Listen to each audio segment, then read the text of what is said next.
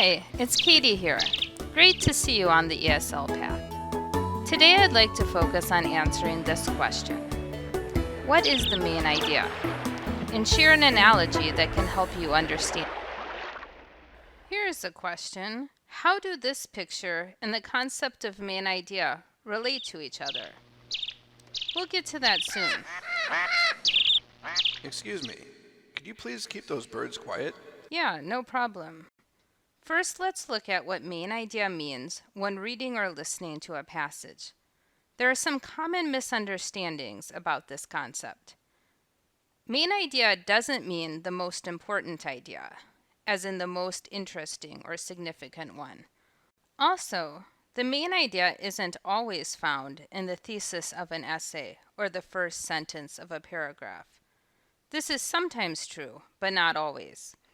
It's best to identify the main idea by considering all of the ideas. So what is it then? Basically, it tells you what the passage is about.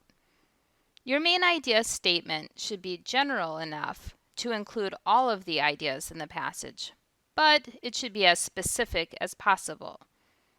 You want to give as close of an idea as possible without leaving any ideas out. Let me explain this with an analogy. Have you ever moved? It's not always fun, right? You have to pack all your things into boxes and then unpack them at your new place. Let's imagine that I just moved, and here are my boxes. I'm really thirsty, and I know I packed my glasses into one of these boxes, but I don't know which one. Wouldn't it be nice to have labels on the boxes? Nice. This helps somewhat, right? Now I know to look in the box labeled kitchen. But what if I have 4 boxes labeled kitchen? That's pretty general, and I'll have to open all 4 of them to find a glass. If I made my label more specific, I could find what I needed better. If the boxes said dishes, pots, spices, and food, for example, I would know to open the one that said dishes to find my glass.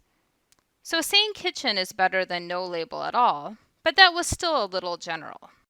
Let's imagine that I put all of my dishes, glasses, plates, bowls, cups, in one box, but I labeled it plates. That would be even worse. I would think everything in that box was a plate, and I would keep looking for another box labeled glasses. In that case, I'm being too specific. I'm not including all of the items in the box. So the analogy is to think of the ideas in a passage like items in a box, and to think of the main idea as the label on that box. You want that main idea label to properly identify what's in the box. It shouldn't be so specific that it doesn't include all of the items in the box. And it shouldn't be so general that you might think the box includes things that it doesn't.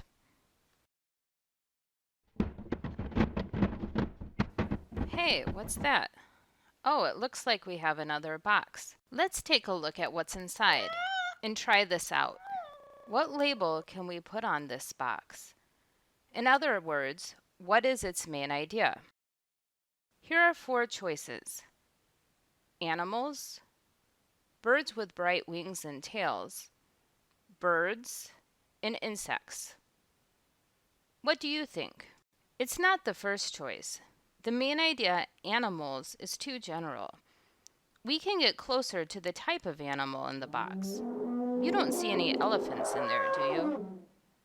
Similarly, it's not the last choice. That's just inaccurate. So how about birds with bright wings and tails? Almost, but that leaves one item out. It's too specific. It doesn't include this duck. Maybe another one, but the one in this box doesn't have bright colors. So that leaves us with birds. And yes, that's the main idea.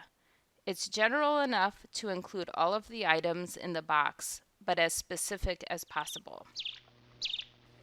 Hey, who let the birds out? Oops. Sorry about that. Well, let's move on to a less noisy example anyway. Let's find the main idea of this paragraph. These are the sentences in that paragraph. What's their main idea? In other words, what label could you put on that box? Here are 4 choices. Take your time reading these sentences and looking at the choices by pausing the video for as long as you need right now. When you're ready to see the answers, press play again.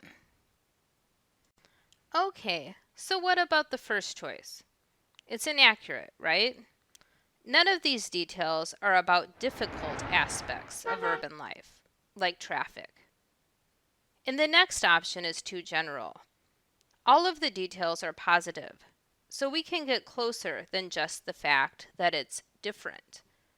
The third choice, on the other hand, is too specific. The sentences about employment and public transportation don't relate to entertainment. You need to include all of your ideas.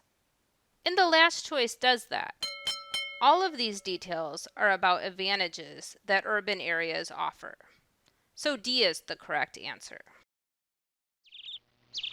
There's an expression that says, someone can't see the forest for the trees. Or as we'd say more commonly nowadays, they can't see the forest because of the trees. This means that they're focusing on the details without thinking about the main idea. When reading articles or listening to lectures, there are plenty of reasons that the ability to identify the main idea is important. For example, telling others what you read about or listened to. Understanding the main idea can also help you to make better guesses about new vocabulary and to infer more ideas from the passage. And if you're taking an academic English class or the IELTS or TOEFL exams, you'll need this skill. I hope the analogy of putting a label on a box helped you understand the concept of main idea. Well, we've reached the end for today.